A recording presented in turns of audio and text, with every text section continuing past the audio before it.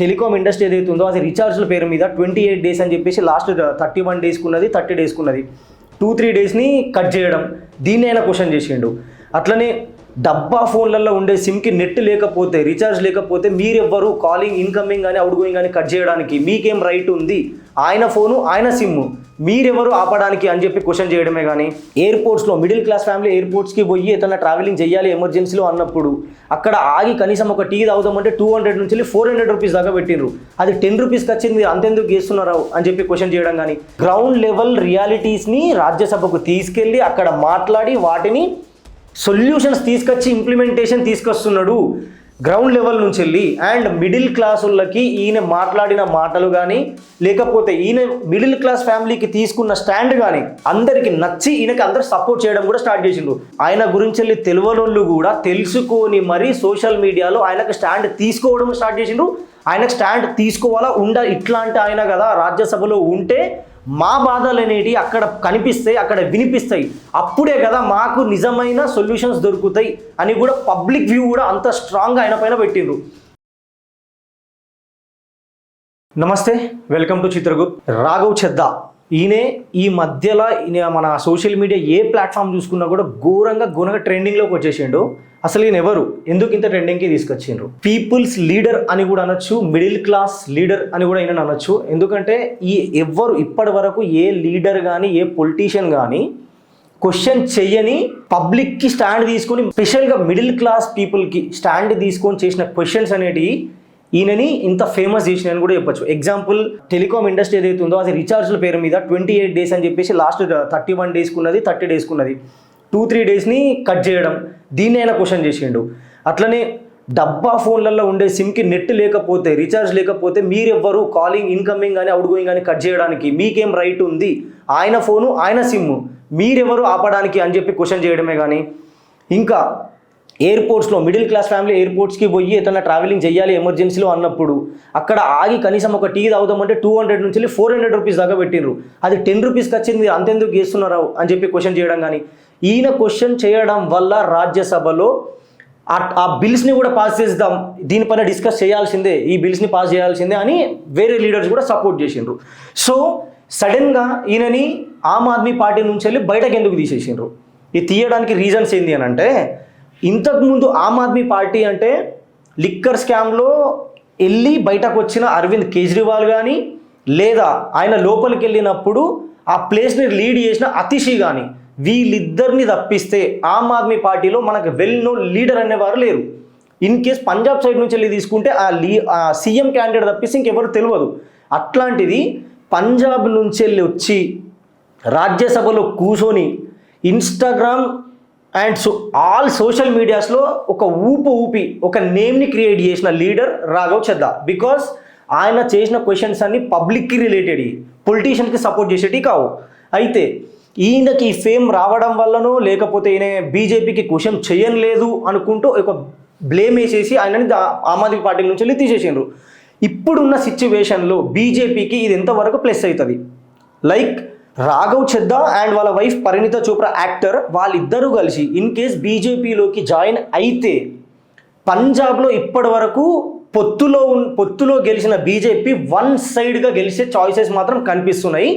And ఇప్పుడు ఇట్లా public కోసం ఫైట్ చేసే లీడర్స్ ఒకవేళ బీజేపీలో ఉంటే ఆ స్టేట్ ఇంకా డెవలప్ అయ్యే చాయిసెస్ కూడా ఎక్కువ కనిపిస్తాయి.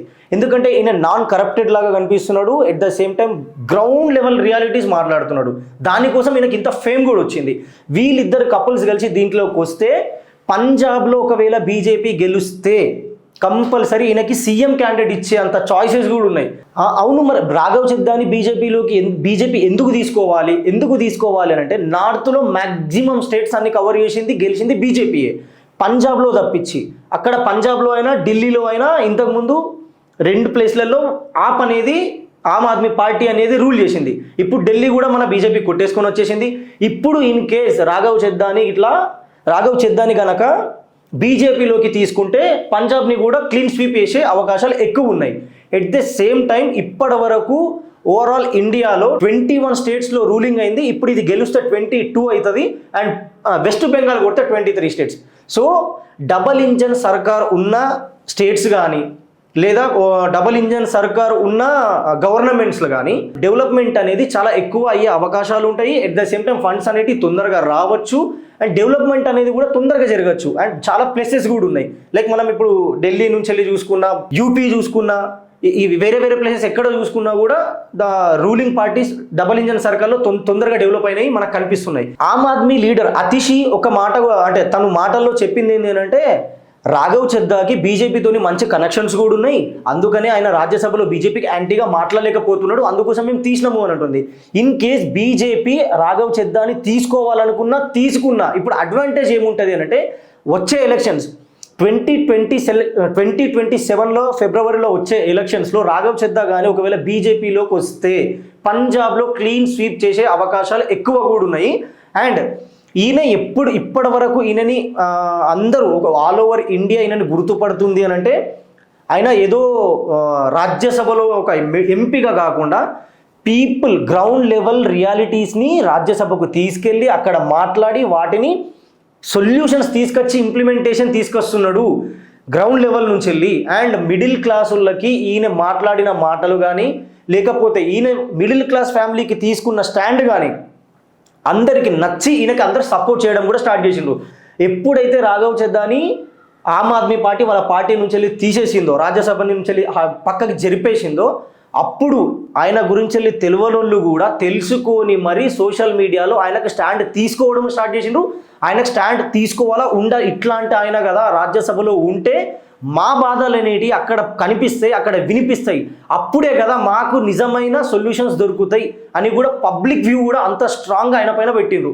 సో మీరేమంటారు? అగర్ సే రాఘవ్ చెద్దా బీజేపీలోకి వెళ్తే ఆయనకు సీఎం క్యాండిడేట్ ఇచ్చే చాయిసెస్ ఉన్నాయనుకుంటున్నారా లేదనుకుంటున్నారా? అండ్ బీజేపీ ఆయన తీసుకోవాలని అనుకుంటున్నారా వద్దని అనుకుంటున్నారా?